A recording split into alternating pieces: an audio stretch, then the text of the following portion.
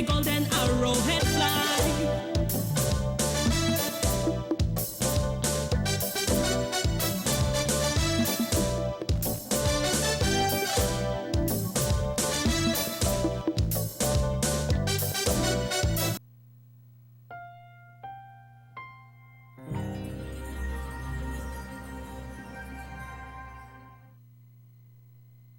Monday or Tuesday night. Is he on? Good evening and welcome to Plain Talk. Thank you very much. Sorry about that slight mishap. My name is Christopher Ram. Welcome to Plain Talk. We've been off the air for a couple of weeks. My apologies. But I'll try to make up for it this evening. Mr. Gerald Pereira, a friend of this program, political activist and commentator in his own right. And what I would like to do is to start by talking about the arrest of WPA activist Takuma Ogunze. What's your views? He's been charged under racial hostility. Yeah. Thanks for having me on your program. First of all, I must say I listened to Takuma's speech in Buxton, and I think he made he made a big mistake, right, in the way he put over certain things. Having said that, and we'll come back to that, is I think it's recorded I think it's reported, in the Demerara Wave and certain sections of the press that he was shackled, right? They didn't say handcuffed, they said he was shackled. And by shackle, I read that as Yes. around his chains or around his This feet. by the police force? Yeah, by the police. At what stage? I think that's when he reported to the CID headquarters, and then they took him to Brigham police Brigham, station. yes. He was shackled. I think that was a huge mistake on the part of the authorities, because that shackling an African Guyanese, that has his historical Absolutely. memory, you know. And if you know the history of the Guyana police force, which was established by the colonial authoritarian state. Using blacks. Yes, and then you're seeing that today. So, as I've always pointed out, that the plantation is very much still Alive. intact. It's alive, you know. It's a modernized form of plantation, but the social and production relations are exactly as what. But let's clarify existed this. on the- Let's clarify this issue, Gerald. Is that correct? Because that has not been reported anywhere. And The shackling. Yes. I read it was reported in Demerara Wave, and Demerara Waves carried it. Yeah. And, that should be condemned. You know, I'm opposed to that.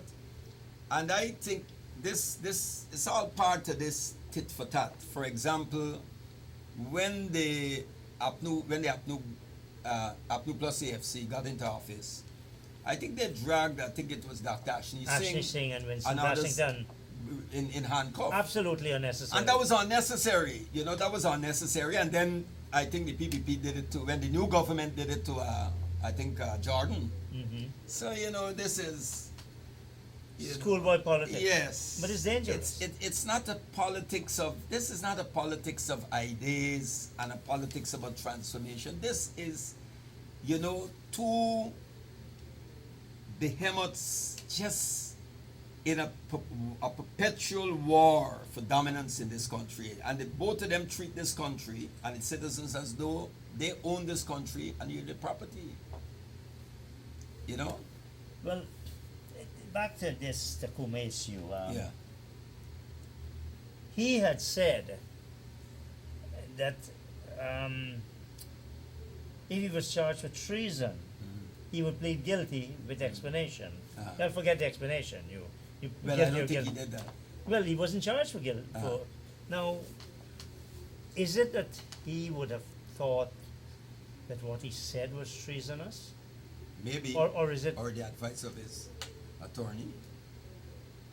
No, but you would think that the police, to from what he's alleged to have said about where to turn the guns, especially by the military, that's a pretty strong statement. Yes, it is. Yes. It is. You see, my I got some serious problems with the WPA. Not today, since the days when they were opposing Burnham. I Is don't think. is that why you have problems with you had problem with the WPA? I Because don't. they opposed Burnham? No. Before that, it's ideological. It's much. Would you call yourself left of WPA, right? I believe the left and right divide today in today's world is obsolete. Yeah, but in those But days. in those days, well, the WPA was seen as left, Yes. but you had three parties that claimed that they were all to the left: the PPP, the PNC, and Right. as well as the WPA. The WPA, if you read the manifesto, talking about guided by Marx, principles of Marxism, Leninism, and revolutionary socialism. I have the manifesto, but in struggles throughout, it happened in the former Soviet Union, many other countries. You got left-wing forces that confront each other. Good? With disagreements and so. I saw the WPA as one time I wrote an article years ago about the WPA being left informed and right in essence. Right? And today when you look at the WPA, a number of left-wing personalities and parties on the left, or the so-called left, they have been ideologically and politically neoliberalized. I mean, look at Dr. Clive Thomas, who wrote books published by Monthly Review Press. Yes. That was founded by people like Paul Barron and Sweezy.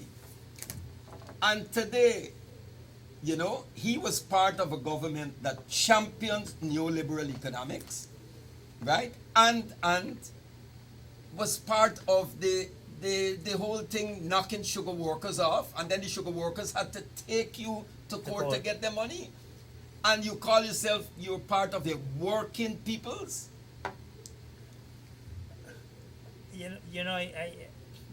Before we go there, It's ideological Trevor confusion. Monroe was one of the region's Workers' Party of Jamaica. ultra left. Yes. He's a full so-called liberal Democrat today. Yes. That's right. And he was one of the ideologues behind behind Bernard Court. Yes. Right? Because they were close. They were seen as the big Marxist Leninists in the region, and Morris Bishop was seen as a social democrat. Careful. Yeah. I was Morris I Bishop know you were advisor. there. Yeah. You were Because advisor. I know Trevor very well. I know you was part of that. Yeah. You would know Trevor, correct.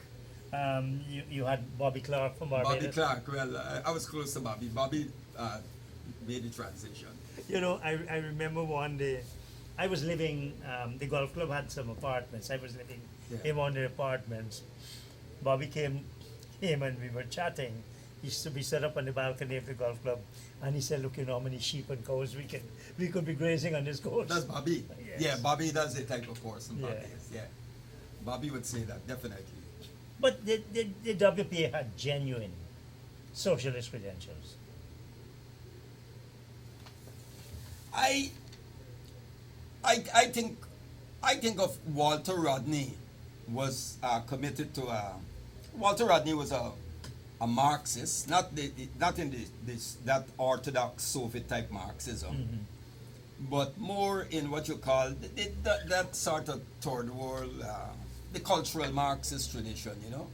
That I think Walter was in that thing, but you look at the thing about the WPA is you couldn't find common ground with Burnham, right? You couldn't. You saw Burnham as the enemy. And when Desmond Hoy took over and took the party, went to the IMF, started to liberalize, privatize, right? And privatize and all of that, and sell off state assets. You went Oppose him. with them. I mean, how could you, I mean, in the early days with Desmond Hoy, they referred to when Desmond Hoy implemented, you remember the budget? Desmond Prasad? Yeah.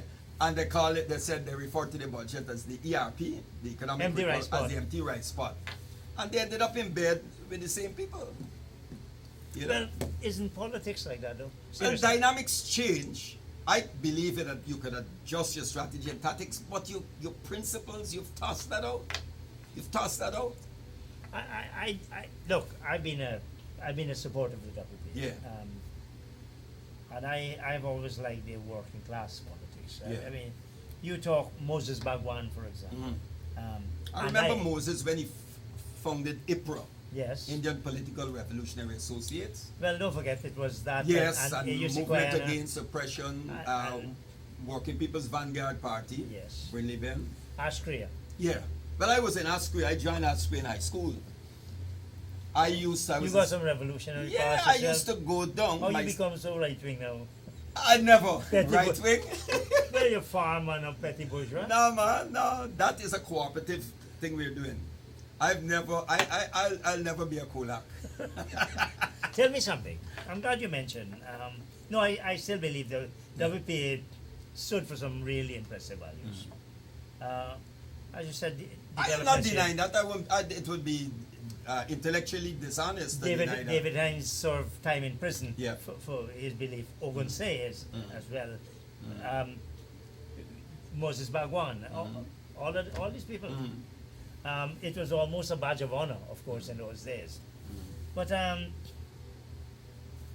so we moved on to the AFC, and they call themselves Liberal Democrats. What's that? That's a contradiction in terms. Liberal Democrats. Yes, the AFC.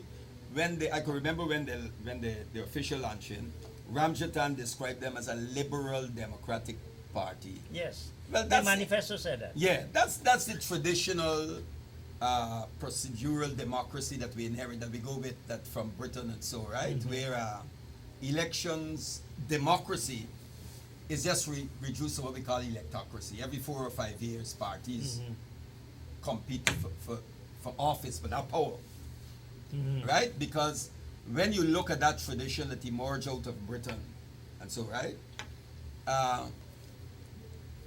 You get parties that go to the polls, whether it's the Tories, the Conservatives, Labour, Liberal Democrats, or even the Communists and the Greens.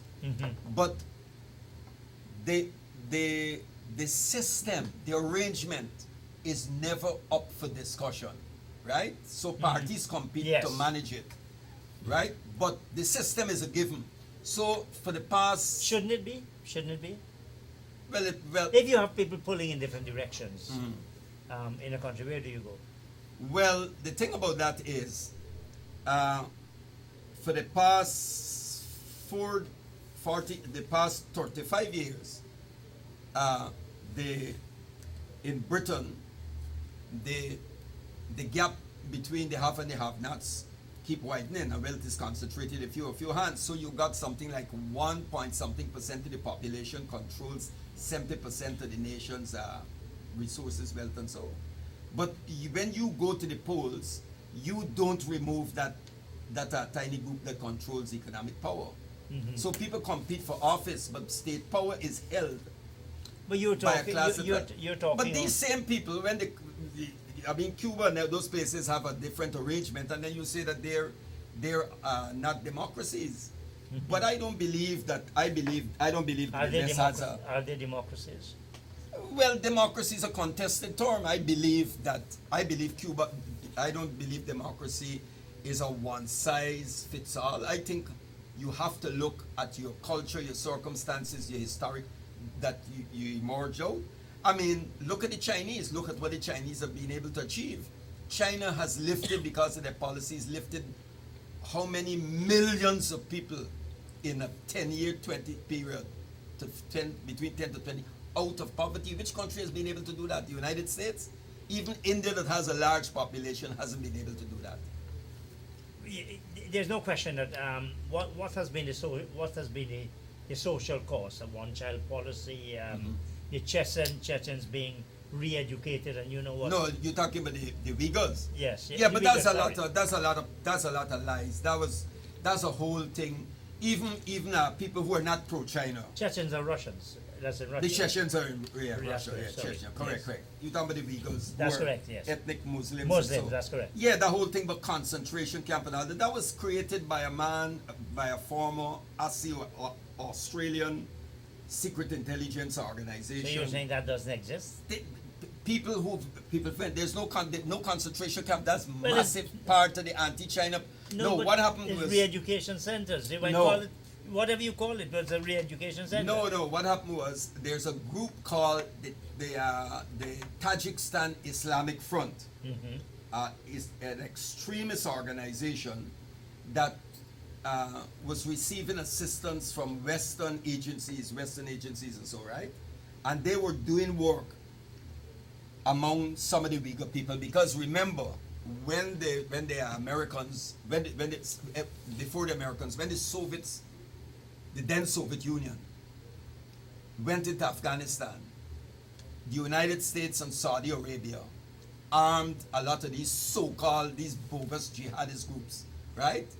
And funded them. You remember when I think it was Gulbuddin Hikmatyar, a leader of one of the groups. He was in Yes. Taliban. When he went to the United States, Ronald Reagan posed with them and called them freedom fighters, right? Came back And on them. they were aiding them, using them, and so. And today is the same thing going on with.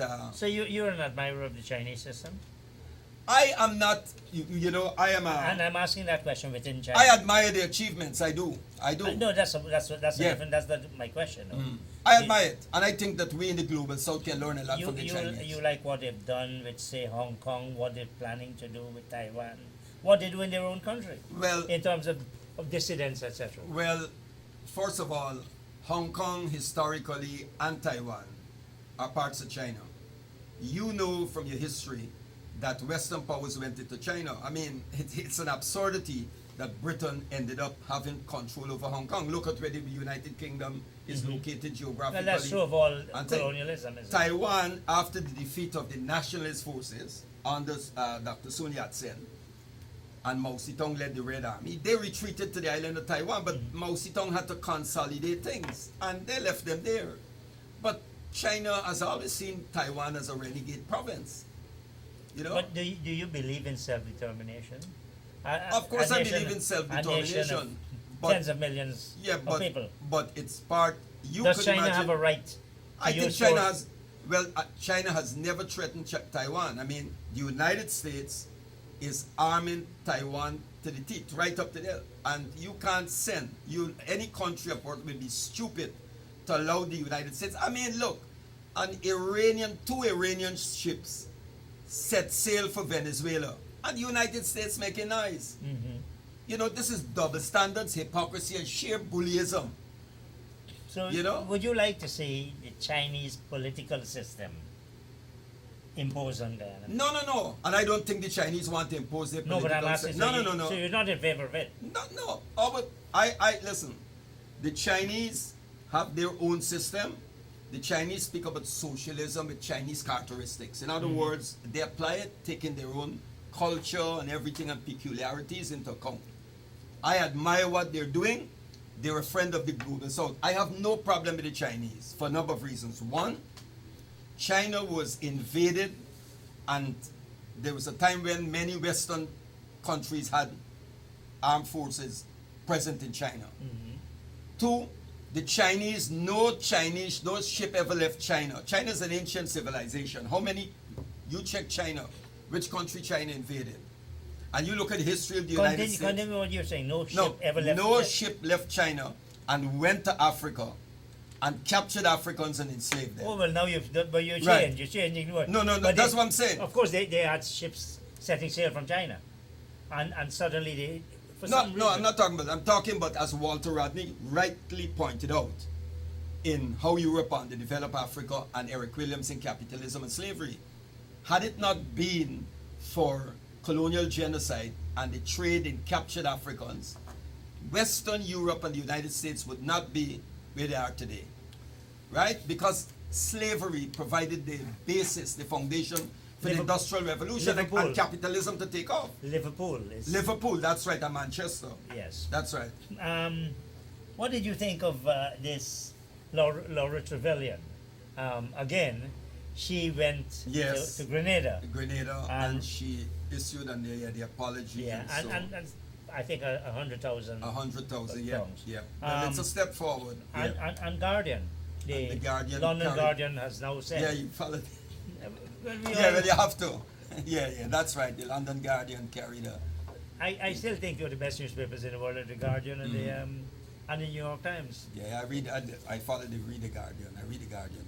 Yeah. Do you think there is a tide towards recompense for the slavery that was imposed?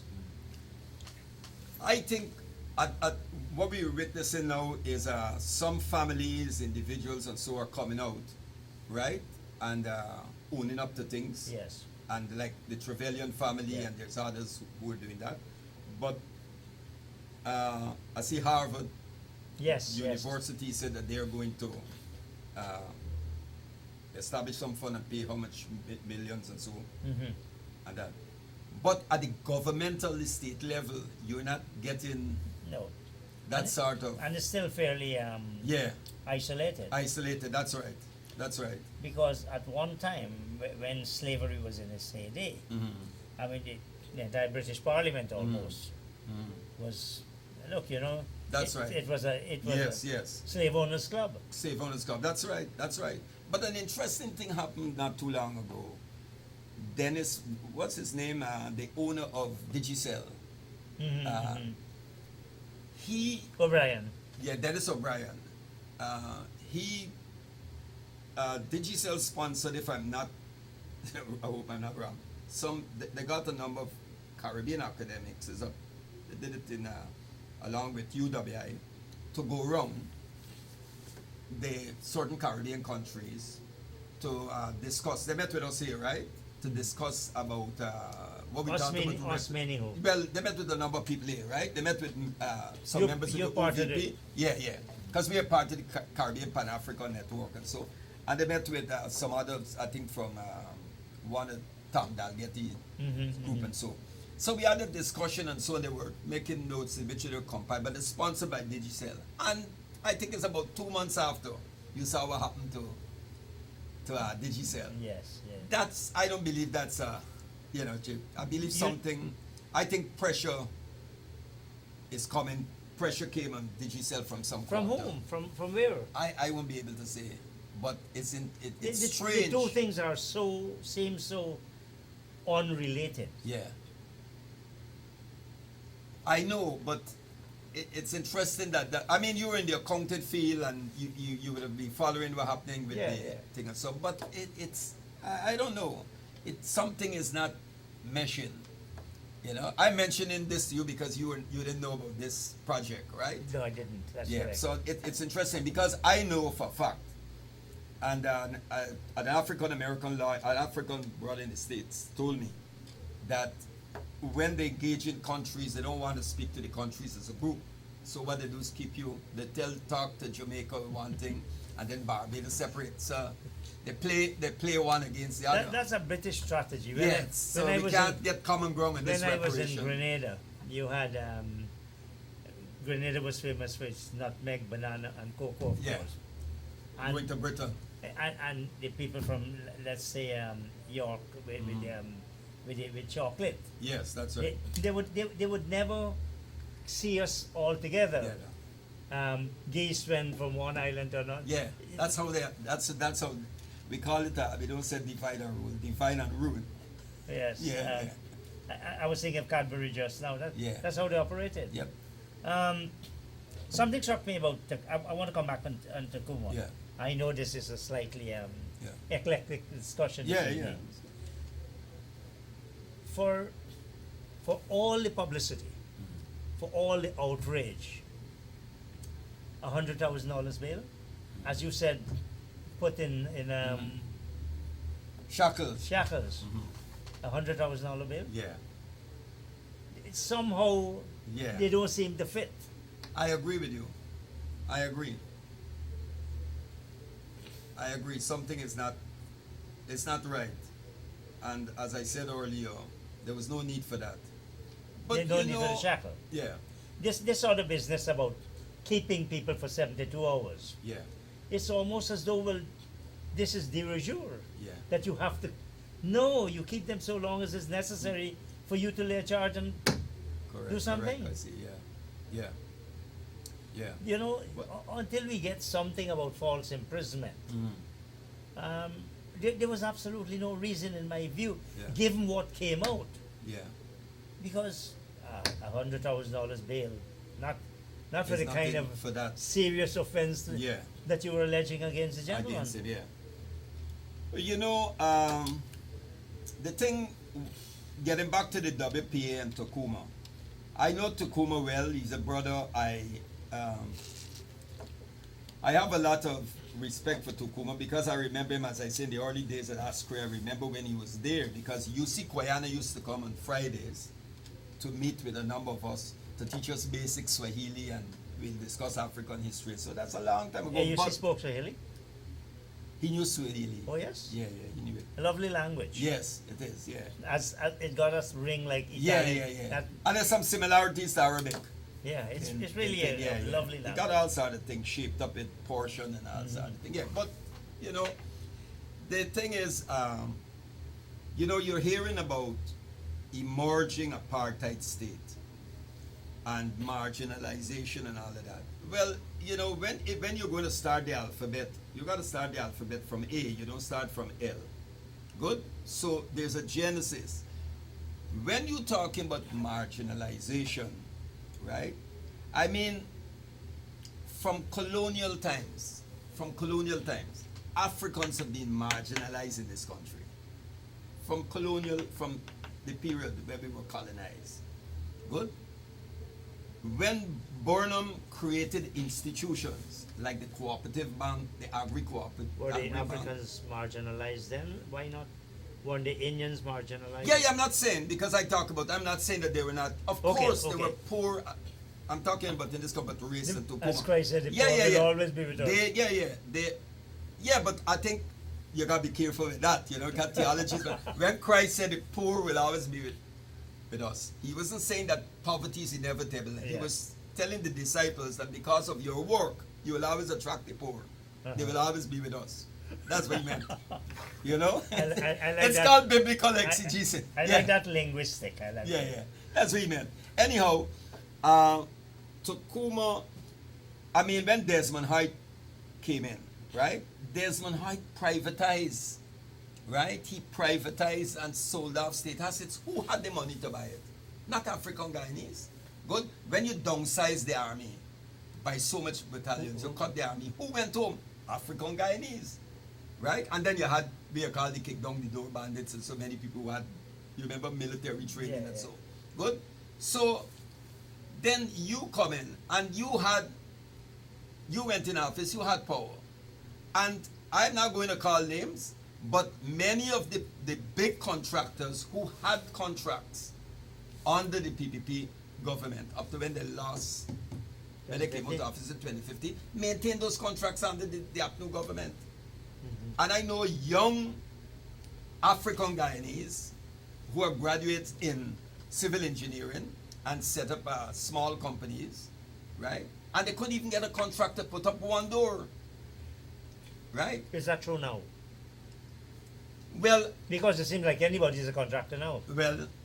anybody can be a contractor, right? But what I'm saying is, you know, the system that we have, the system, Chris, I believe, right? Of course, race is a very powerful dynamic, but we keep ignoring class. We keep ignoring class. And I honestly, nobody can accuse. I have been, my Pan-African credentials, I've been a Pan-Africanist and talking Black Power from high school. Who know, right? But I am not going, right? To me, the truth is what is important. Good? And I will not. Pan-Africanism is about the unity of Africans at the motherland and in the diaspora under scientific socialism, as Nkrumah wrote, right? And others have fought for. I will not. Pan-Africanism is not anti-Indian, and it is not even anti-white. It is anti-white supremacy, right? Because remember, Malcolm X said something. Malcolm X said, I see a war coming, a struggle coming. There is a struggle, and I don't believe it will be based on color. Right? Because he understood that. Malcolm X once said that not everyone who looks like us will be our brother in this struggle. So as much as race is a powerful dynamic, so is class. But in this country, race is used, the race issue is used as a camouflage to hide the inequalities and the class division in this society. Right? Because in this country we have Africans, poor Africans who catch hell, and there are poor Indians who catch hell in this country. Don't forget the Amerindians. And the Amerindians. Yes, and of course our Forsage people, of course, and the Amerindians. Catching hell. Right? And while you have the dispossessed and the marginalized fighting each other or looking at each other enemy. Right? The bourgeoisie, the class that controls all the land and property and wealth and foreign capital, as you know with Exxon and all them, raping this country. And the main parties in this country are happy to be mere factotums of them.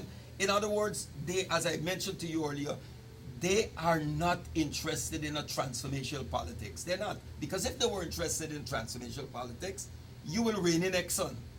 Exxon will be dealt with, but nobody seems to be able. Nobody is willing to go after Exxon. It's willing, not able. Not willing. But Exxon is a powerful entity. Exxon is an arm of U.S. of U.S. imperialism. But Venezuela moved against Exxon, and you saw what happened to them. Mm-hmm.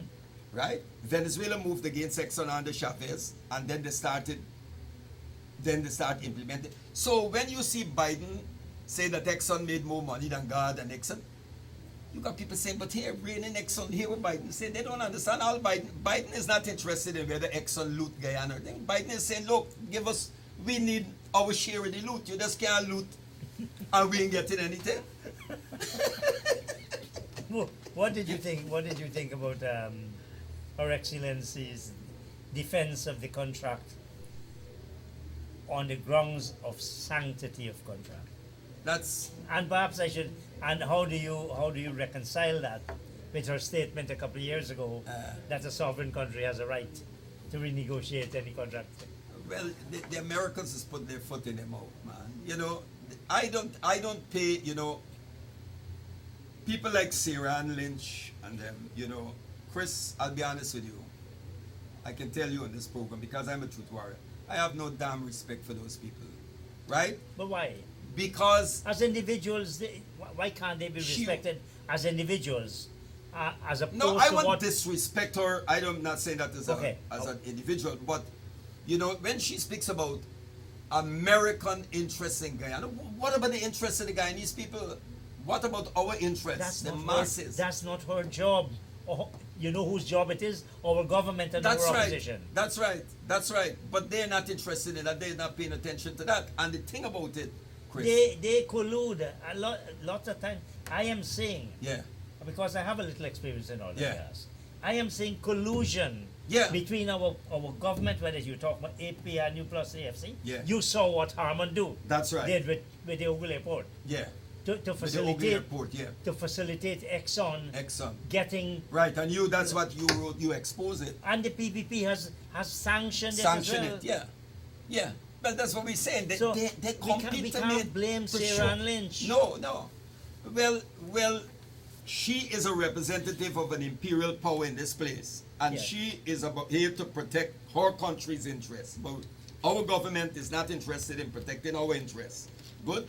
The other thing about it is, you know, look, one of the things that I want to talk about, we could mention, I think it's in today's paper where Vincent Alexander said something about the PPP commissioners and GCOM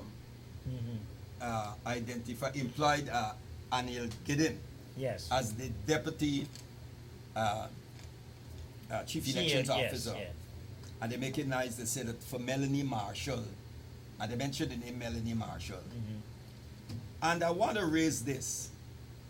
You know, I want both the opposition need to come both the government and the opposition need to come clear to this nation and tell us, because Sarah Ann Lynch replaced him, right? He wasn't the ambassador, he was the charge of affairs. Yes.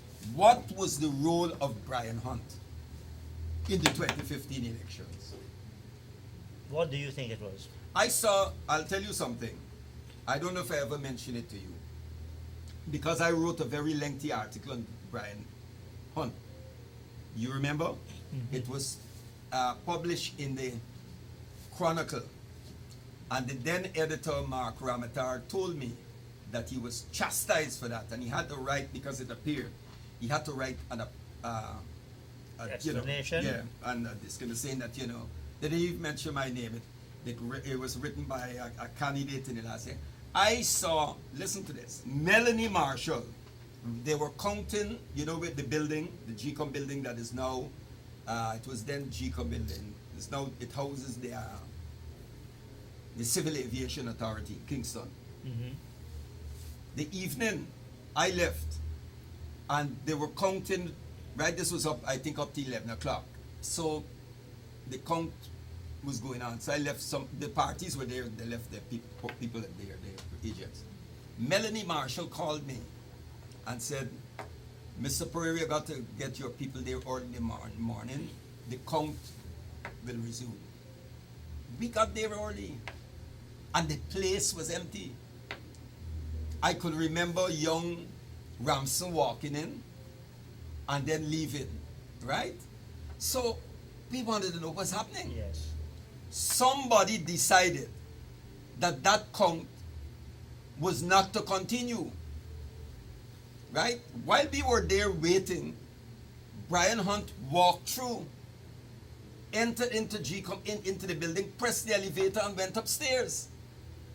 This is meant to be a sovereign, independent nation, and I saw a foreign diplomat walking into GCOM, and we couldn't even go into certain areas.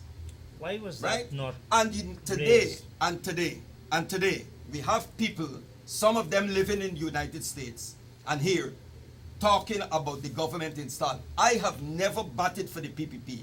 The OVP is an independent political formation, right? And we do not oppose for the sake of opposing, and we don't pick fights where there is no need for fight. But when the PPP, the things that this government is doing that we see is a benefit to the poor people and anything, we will support it.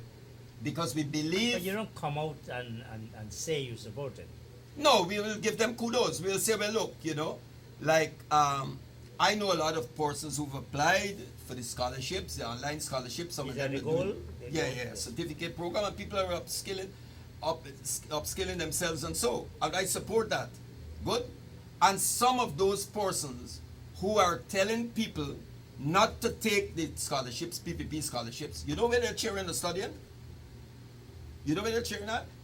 Some of them, their children, when they finish QC, bishops, nations, and mayors, they never went to the University of Guyana for one semester. Mm-hmm. They went straight to Florida International University. I could name the universities for you, right? That's where they send it. And they're telling poor people and poor Africans not to take the PPP scholarship. So you are that is hypocritical. You're supportive of the goals. And I wrote a letter about, as an educator, I support it. Because I believe that they should get something. Because if poor Africans don't take those scholarships, and others take it, good, and the time comes when you apply for a job, and you don't have, what are you going to say? Discriminated against. Yeah, so, this is it. When they are new, if they say things at the plus, they'll get it. But I am not in for that. What else would you give the PPP credit for? I think I'll give them credit for, I'm seeing people are coming to us. People are coming to us, and people are telling us that who've been waiting long for land and all of that. Mm-hmm. They are getting their house lots and so on. Yes. And I think many of them were happy about the money that they're receiving back for the school children and so. Mm-hmm. And they, you gotta listen to people. It's not with your head, and they're telling you they're glad about getting the sling of cement and the steel and so to start off the thing.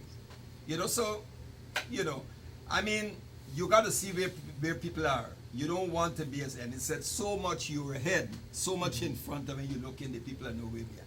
But the other side of it, of course, is that we have so much poverty Yeah. that you almost rely on the social program. That's because right. those things become. And that is not the way forward. That's not the way. How long does that continue? That's right.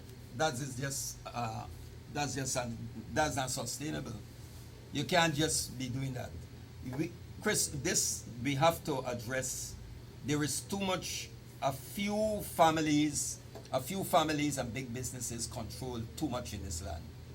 Right? There must be some sort of rearrangement and what you call democratization of the economy. Right? I mean, you know, there's a lot of the income inequalities and the wealth. I mean, a small population, we don't have 1 million people, and look at the level of poverty in this country. And then you can see the affluence and concentration of wealth in other sectors of the society. What danger does that pose to society? Now, Because you have if you lots of don't- countries where Yeah, that could openly explode. Yes. You know, it reaches a point. You see what's happening in France. And all of this. France is mainly Yes, with the pensions and so, but there's other things. there There's there other were things. underlying the pension clauses thing blew triggered it. Yeah, yes, triggered it. right. That's right. Yes. But so what does OVP stand for? What would it like to see? What kind of system would it like to see? What kind of governance it would like to see? What role does it see for civil society? What space is there for non-party players Yeah, to participate? good question. First of all, Chris, we have serious issues. I've always made that clear, and we make it clear. If you visit our website, www.ovpguyana.org, is that we believe that the wealth of this, I'll put it in a nutshell, that the wealth of this nation should be used to ensure every Guyanese a decent standard of living. I believe that, Notwithstanding the 2016 lopsided contract. well, we've got to address that. That must be addressed. That lopsided, we can't continue with that. That must be addressed. If the OVP was to ever come into office in this country, that's one of the first things we tackle it. Well, the PPP said the same thing. Don't bother with the PPP. The PPP into neoliberal. You remember when you on your program right here, you turned to me, you asked me, you said, Apno was in office, and you said if the PPP get into office, if they would renegotiate the contract. And I said no, they would never renegotiate. And you followed it up by saying why. And I told you, I said because I put it, this was the way I put it. I said because they're all frightened white people. Remember? Yes, you did. Yeah. But Exxon drafted the thing and threw it to them and said sign. And they signed. I don't accept that. I don't accept that. My knowledge tells me that is not so. In what way? The PPP, Robert Prasad, prepared a model contract in 2012. And it's like how the PPP now has a new model contract 2012. I see where you're getting at. No, that's not what I'm talking about. I see what you mean. So, yeah. but the stupidity of the PPP, they left a lot of square brackets, meaning put in what you want to put in. Well, So the framework Yeah. was a PPP's framework. The details might have been the oil companies. yeah, but I agree with you. But that doesn't take away. You see, they listen, they're afraid. They are afraid. I don't know, a former senior minister told me that when you go, you sit down to negotiate. That's what he said with these white boys, the way they treat you, the way they look at it. And you could tell from the way he was talking that these guys are intimidated by these guys. He said that. He said they talk and they don't even pay attention to you. It's like they talk over you. He said that, and I could see that what he was talking about was that he was actually telling me, without in that word, he was intimidated. I can never accept that. It's our country. It's our No, resources. you and I will not accept that, Yeah. right? We won't accept that. Yeah, But there's a difference there's a difference. There's a difference. There's a difference because revolutionaries would not accept nonsense because the revolutionary is primarily committed to truth and justice. We don't fight for the sake of office, you know. I don't fight. If the people so desire you to put you into office, then so be it. But I don't fight for office. I fight for truth and justice. And these are sacred principles. They are sacred principles. You know, I remember when I was in Grenada, these Germans came. The East Germans. East Germans in those Yes, the days. GDR, former, Yes. former GDR. I remember they came and they were discussing. I believe it was generating capacity generators, and Cord asked me. Bernard Cord asked me. Because you were advisor to Morris. I remember. He said, "Chris, you handle that." Because Cord was finance, right? Yes. Finance minister. But he was a powerful finance minister. Wow. Cord towered over everything. He was like how Jack Dio plays a very major role. And I told the guys, I said, you know, I am not going to support this. They went over my head and they complained to Bernard Cord and said they're not prepared to negotiate with me. And to his great credit, which I'm a great fan of Bernard Cord, yes. I know what he did. You read his book? Of course, yes. I could never, what Cord did, he could write and write, I could never read it. He's one of the most brilliant men what's I've seen. amazing, Cord wrote a book that was a pioneering in about African Caribbean people in the education system in Britain, which opened people's eyes a lot. But he was a great educator, but that's what he would be a good finance minister. He had his master's in education. Yeah. Cord was not an economist. I know. That's what I'm saying. So I was surprised when you said, because I know his area was education. Yes. So when you say finance, a great finance, and you coming from a county background, consider he's a great finance minister. Have seen.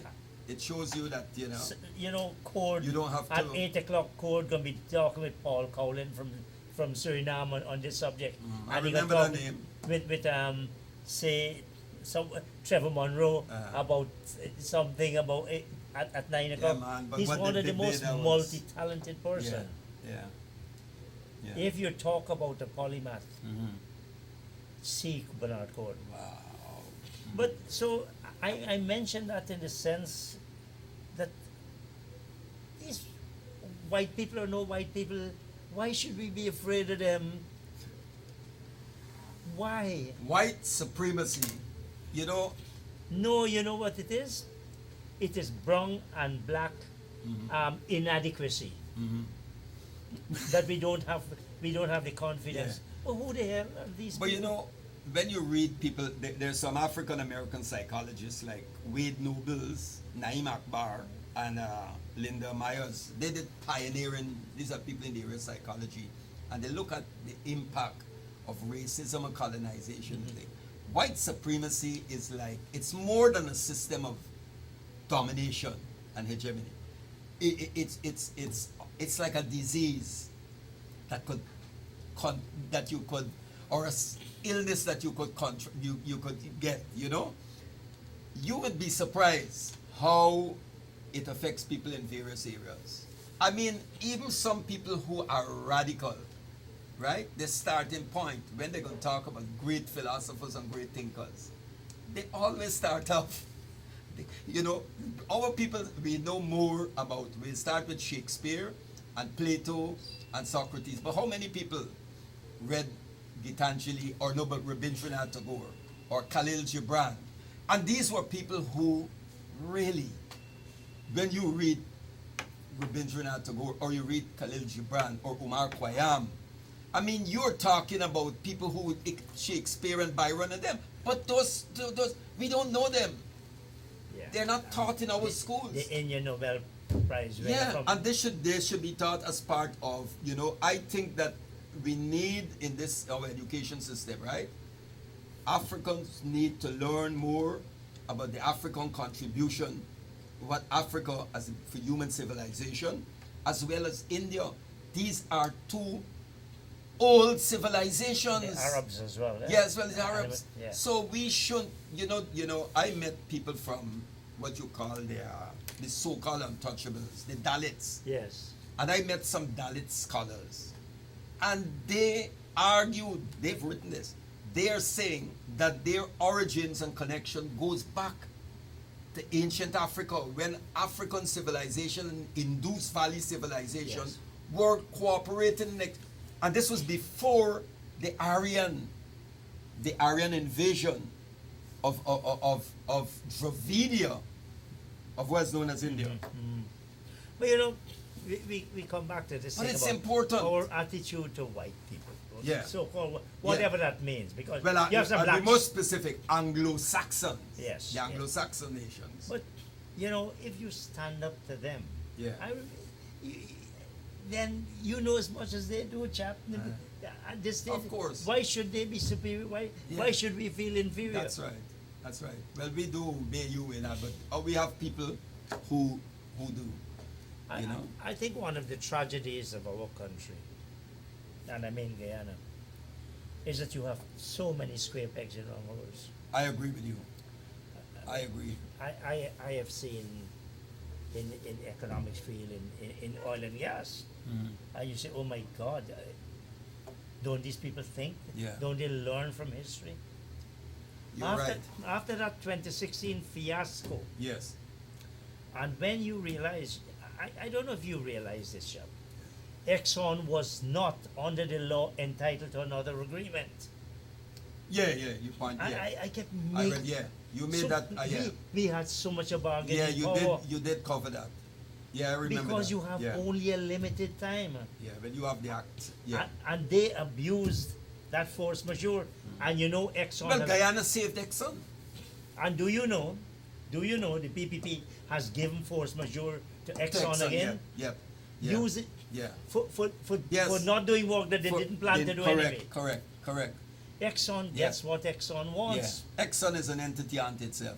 Yeah. Well, they can go. They allow them to. Yeah. Seriously, they can go to hell for me. I agree with you. That's my position. I agree with you. But why? These people had no idea Yeah, now. to do any work Now, here. Exxon Are you gonna tramples give on them our force sovereignty. And that's why we speak in OVP. We talk about recapturing our sovereignty. You Because it has said been so. VP just now. OVP, not VP. OVP. No, but why give these people? Yeah. Which is why they're trying to ramp up, because they want to take Take, all yeah. those millions and millions of acres. Yes. But That's the whole idea. yeah. That's what this force majeure is all about. These people have capitalized their crooks. Crooks. Yeah. I have said Absolutely agree. Absolutely. that the pre-contract cost, they robbed Guyana of over $100 million. Millions. So this thing where we said recently reported that for the past 3 months we got how much? 300 and Yeah. something million US. What you thought about that? Well, you see, we're in a price bubble now. We are Correct. in a price bubble. Yeah. Um, Definitely. And what we need to do is to be very careful about spending. This attitude, you're a great reader and of history. Eric Williams and money is no problem. That's right. Eric And- Williams, that's Yeah, what he said. It's absolutely. well known. That's Yeah. right. When Trinidad was, Oh, yes. booming in Trinidad. It Look- comes look- on look in. what happened today. It comes on in. Yep. And now we're saving the Trinidad economy with Yeah. with our foreign exchange, Foreign exchange. Trinidad in trouble. which we Trinidad. couldn't go on and No. capitalize on. No. But here again, they're allowed. Yeah. I saw Starbucks say the other day we need an immigration policy. We need a policy period. Yeah. We need to know where we're taking Guyana. Yes. You can't. This is not about an electoral cycle. This is about a plan for a country. But when does it come to the Treaty of Chagarama, the revised treaty, so the Trinidadians know when to use it when it's. Well, in a way, it's like how the Surinamese use the That's the right. treaty as well. Yeah.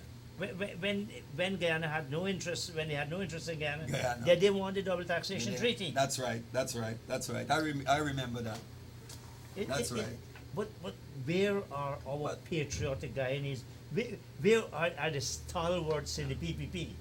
And I don't know. I don't know what to say about. I believe that in the PPP, there are some patriotic and good people in the PPP. No one can deny that. You have to be biased. And the same goes for the PNCR. You have people and they in there. can't speak out. But they keep, they're Well, quiet. where's the patriotism? I don't know. You know they what? don't say anything. But You know? one of the things that patriotism was always associated with. But is that the refuge as country? No. It's country or death. Yeah, yeah. That's what it is Yeah, all about. yeah. You must be prepared to die for your. Yeah. That's Country said, debt. yeah, country debt.